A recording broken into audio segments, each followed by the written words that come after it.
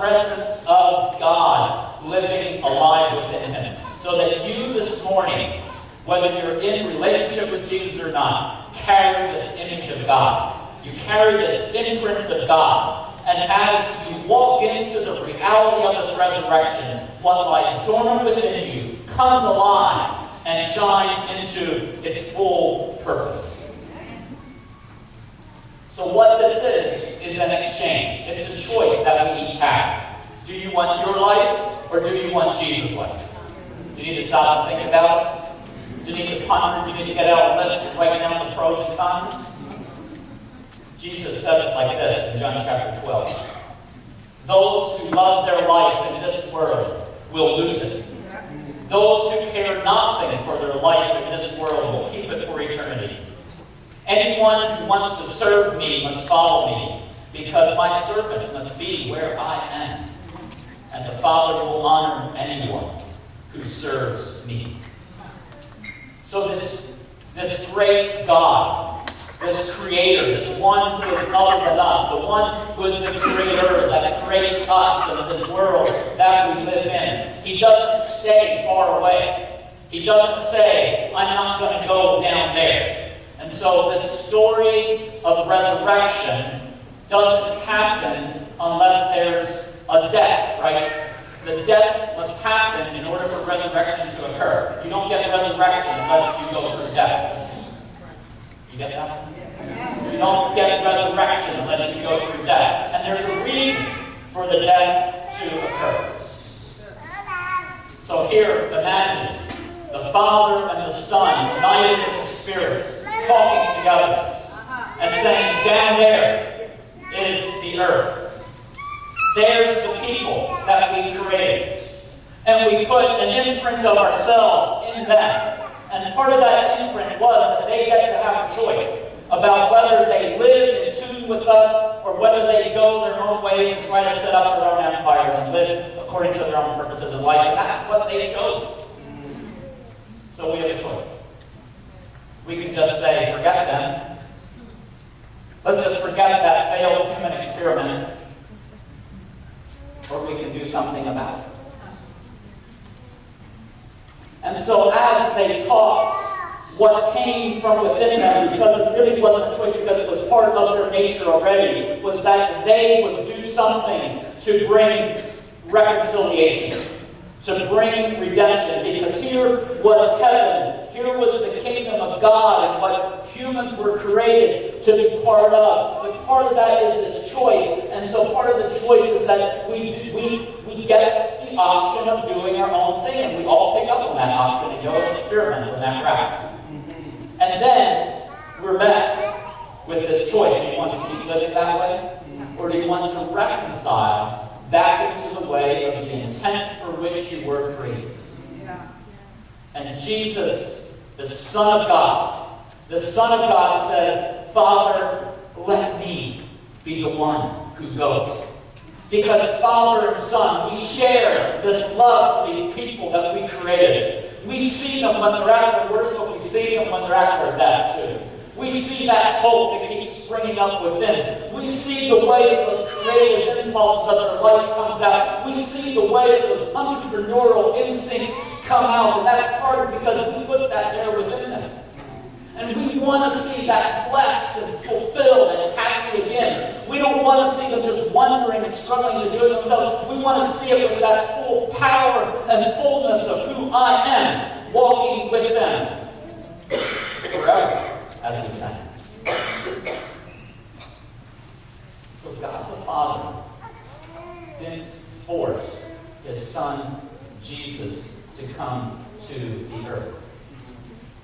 It wasn't like, like you say to your kid, go clean your room or something like that. I'll do it out to dad. It's like, can I do it? Can I be the one? Can I be the one that goes down there to this earth and becomes part of them, that experiences life with them, that enters into the life that they are part of? This isn't just a flyby, folks. This isn't just a sign in the sky where it's like God says, just come to me. This is demonstrable. This is living among us. This is appearing in its most vulnerable form. This is showing up as this little baby and saying, I'm here, I'm among you, I'm experiencing all that you're experiencing. And you're like, Pastor Glenn, it's not Christmas, it's Easter. Right? Why are you talking about the baby? Because that's where it begins. In order to get to this Easter part, we need to remember that God came into this world, and He came in as one of us. Not forgetting the God part, but becoming fully God and fully human, and He lives this way among us, experiencing, the Bible says, that He was tempted in every way that you are. So those of you who say that you felt you were taking a risk this morning, you felt the building collapse upon you, if you enter the house of worship today, don't worry about it. Jesus has been there already, okay? He's already cut the building grace up, all right? He's got, because everything that you experienced, He was tempted in that area, and He did it without violating that relationship with God. And so what He made possible, we get to enter into. What He established, we get to follow in His steps. But in order for Him to do that, He couldn't just wish it away. You get that? He couldn't just press the restart and say, oh, well, let's pretend it didn't happen. There was a judgment that came upon us all, a curse that fell upon the world because we were going our wayward way, and that curse had to be broken. It had to be responded to. And Jesus was the one who said, I will do it. Father, take me. Take me to be the one. It can't just be the angels. This takes your very representative, the one who's fully you, to come down and be this becomes part of it. Yes. Isn't that incredible? Do you get the amazement of that? Do you get the wonder of that? Do you get the unlikeliness of that? We hear this story so often that it's like, what happened? But imagine that you had never heard it before. Imagine if you catch that wonder. God restored that wonder to us today. That is, wow, you actually did this. And He did it not because He was forced, not because it was just because He loves us, and because He wants to be in relationship with us. Nicodemus, in John chapter 3, was struggling with this concept. Jesus was telling him that you have to be born again. And Nicodemus couldn't get out of this physical worldview. It's like it's impossible for an adult to go back and be a baby again. It doesn't work that way. And he asks Jesus, he's sitting there with Jesus, and in verse 9 he says, how are these things possible? And Jesus replied, you are a respected Jewish teacher, and yet you don't understand these things? I assure you, we tell you what we know and have seen, and yet you won't believe our testimony. You won't believe our testimony. But if you don't believe me, when I tell you about earthly things, how can you possibly believe if I tell you about heavenly things? No one has ever gone to heaven and returned, but here it is, the Son of Man has come down from heaven. And as Moses lifted up the bronze snake on a pole in the wilderness, so the Son of Man, that's Jesus, must be lifted up. So that everyone, do you notice the asterisk there that says except me? I don't notice it either, but it's not there. Everyone, no matter where you've come from, no matter what you've done, no matter where you've been, no matter where you haven't been, no matter who you've been hanging with, no matter who you've been avoiding, so that everyone who believes in Him will have eternal life.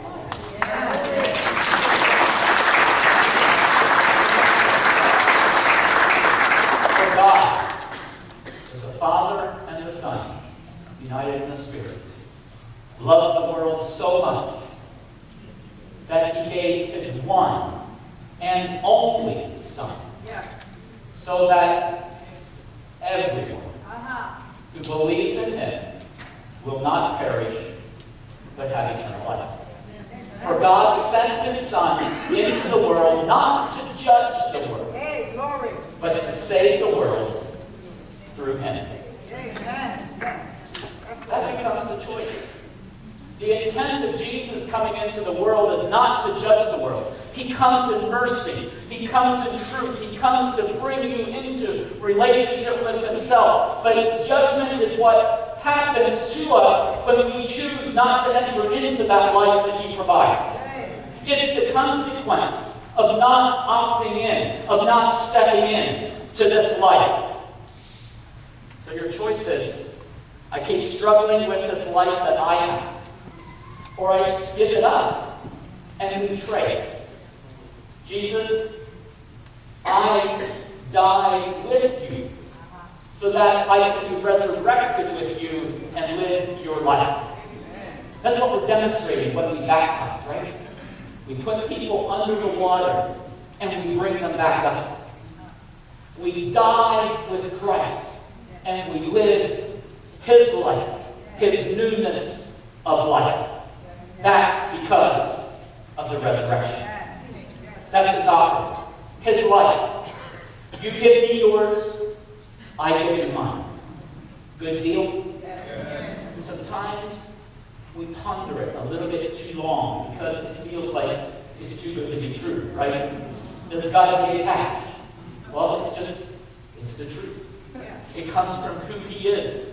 It's amazing. There's no parallel story because it is his story, because he is the one and only. He's the one and only from God. And so it's a one and only type of story. There was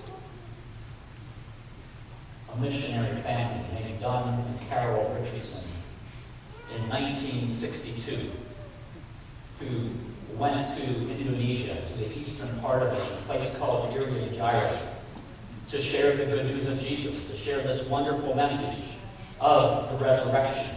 And they were going to do this among a people group that was called the Sawi. And the Sawi were people who headhunted each other. They, of course, had never experienced Jesus before. They had never heard that story. And so as Doug and Carol moved in among them, they became fascinated with Doug and Carol. They became fascinated with some of the Western tools and things like, oh wow, and an axe head that's actually has a sharp point instead of the sharp kind of sharpie stones that we've been using, that kind of thing. And so there were 3 tribes that Doug and Carol were relating to. And these 3 tribes were at war with each other most of the time. Most of the time they didn't fight, they just stayed out of each other's way. But it seemed like whenever they got together, that conflict happened. You don't know anybody like that, do you? It's just in Indonesia, right? Maybe it's just a condition of our human hearts, that there's these pieces that just sort of, the conflict just kind of happen whenever they get together, and so it's like it's better that we stay apart. Maybe some of our family reunions are that way. So here, but now these 3 tribes who were existing very well, but staying out of each other's way, have this problem because they all like Don and Carol. And so it's like, I want to move closer to Don and Carol. And so they move closer. And then the other tribe moves closer. The other tribe says, well, they're getting on the good stuff, so I'm going to move closer. And guess what happens? They get in close to Don and Carol, they get in close to each other. And conflict starts to erupt because they're in each other's faces all the time. And Don would be there just trying to tell them this gospel story. That Jesus is a redeemer, and he's a reconciler. And he started from the beginning and told them the story of creation. And he told them how sin entered the world. And he told them how Jesus came into the world to be redeeming us from sin. And he told them about the disciples that were following Jesus. And he told them about all 12 of the disciples. And he gets to Judas, and they're like, oh, Judas! Wow! He's a cool dude!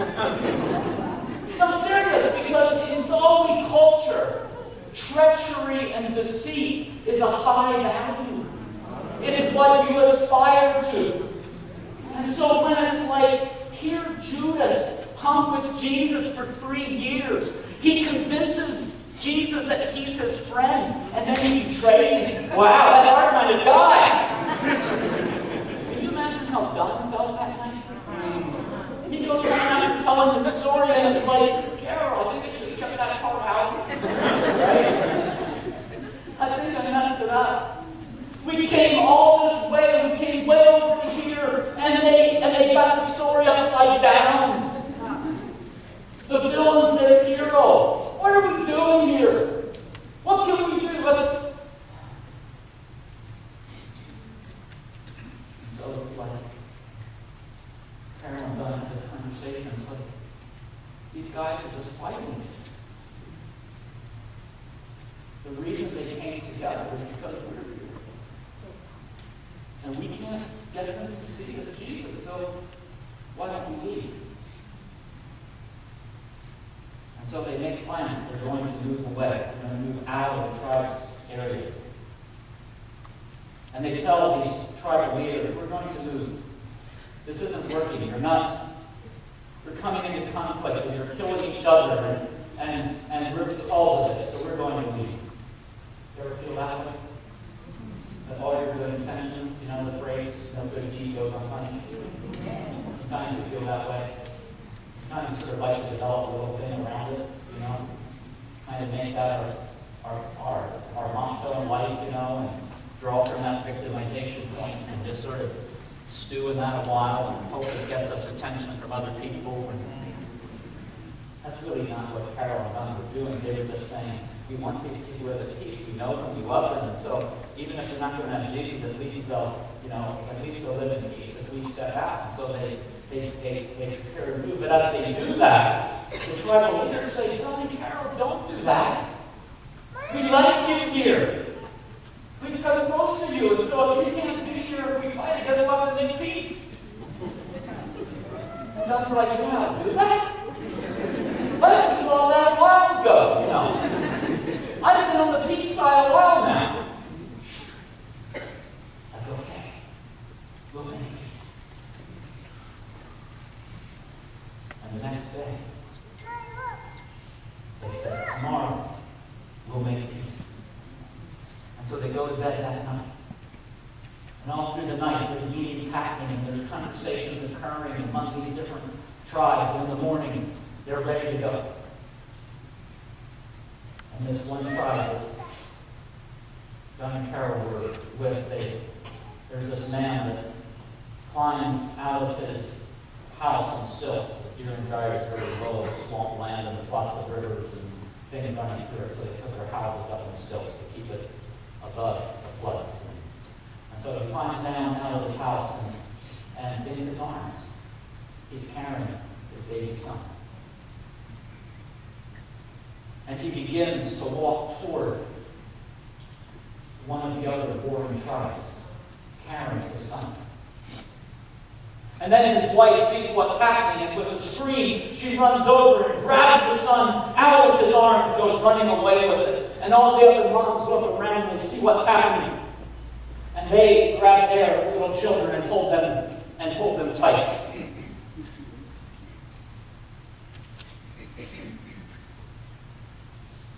Finally, there's this one young dad who has one little son. And he takes his son and he holds him tight. And he looks into his face. And then he just starts to run to the neighboring tribe.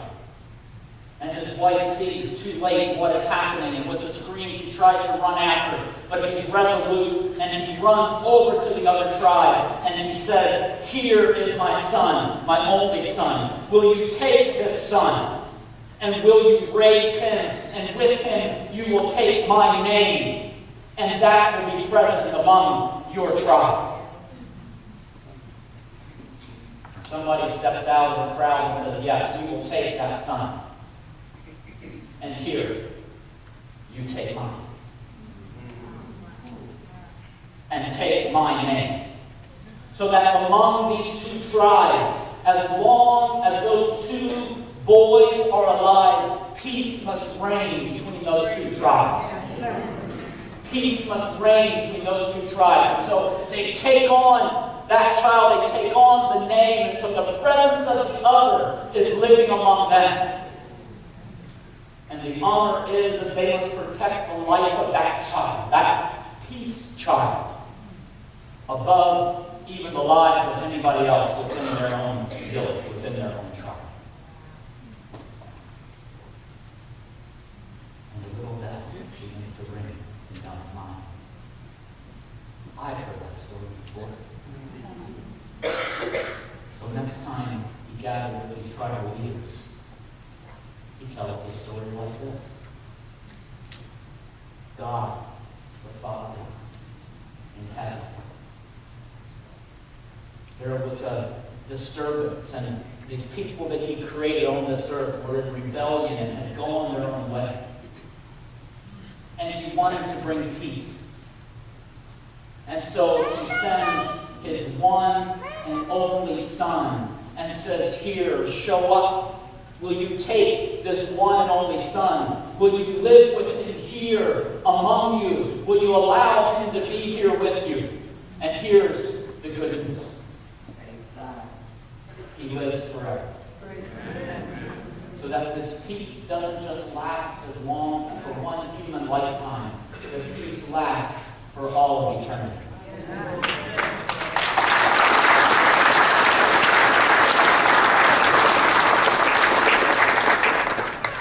But for this covenant to be complete, there needs to be an exchange.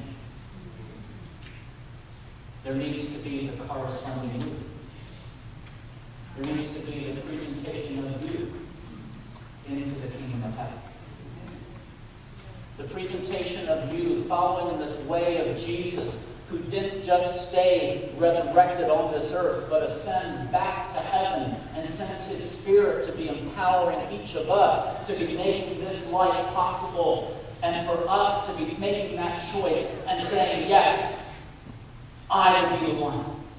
Maybe we each say that this morning. We will be the ones to take that step into that kingdom of heaven.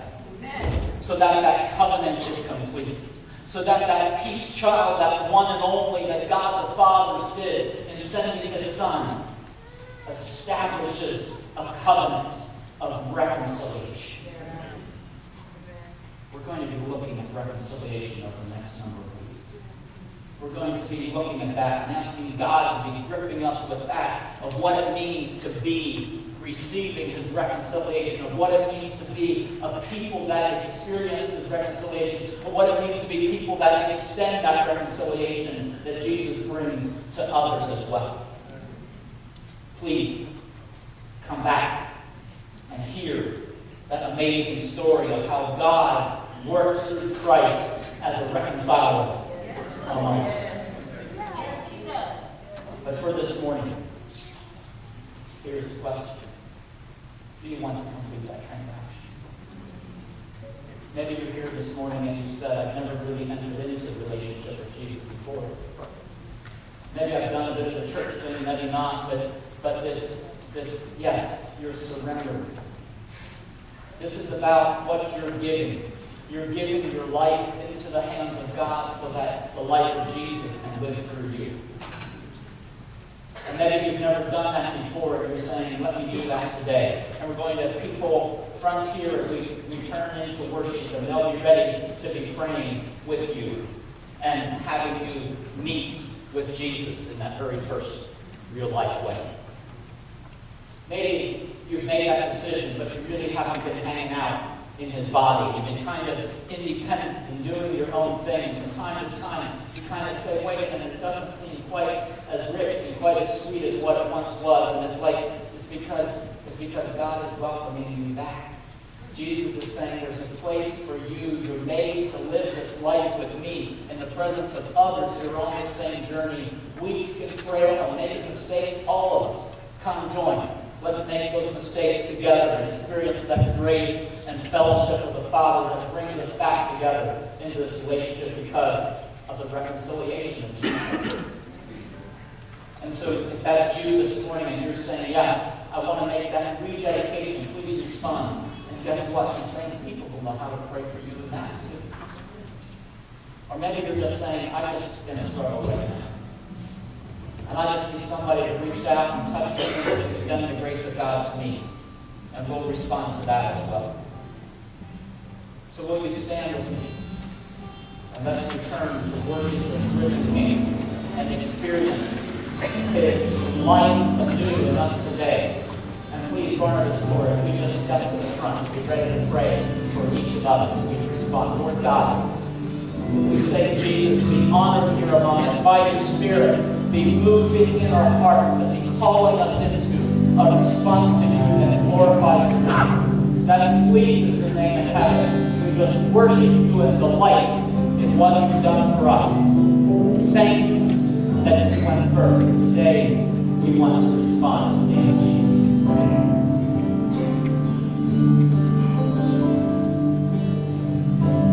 There's a place where mercy reigns and never dies. There's a place where streams of grace run deep.